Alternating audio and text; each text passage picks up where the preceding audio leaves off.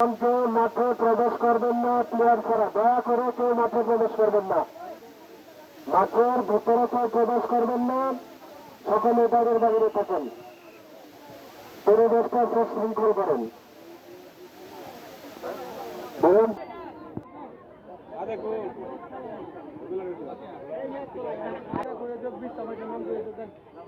বদলি গেছে। এখন আমাদের আজকের খেলার প্রধান অতিথি খেলার উদ্বোধন ঘোষণা।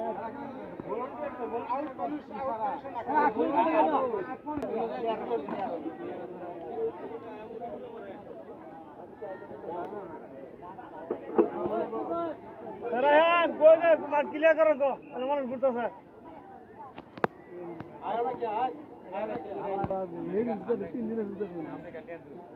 না লাস্ট না ভাঙতে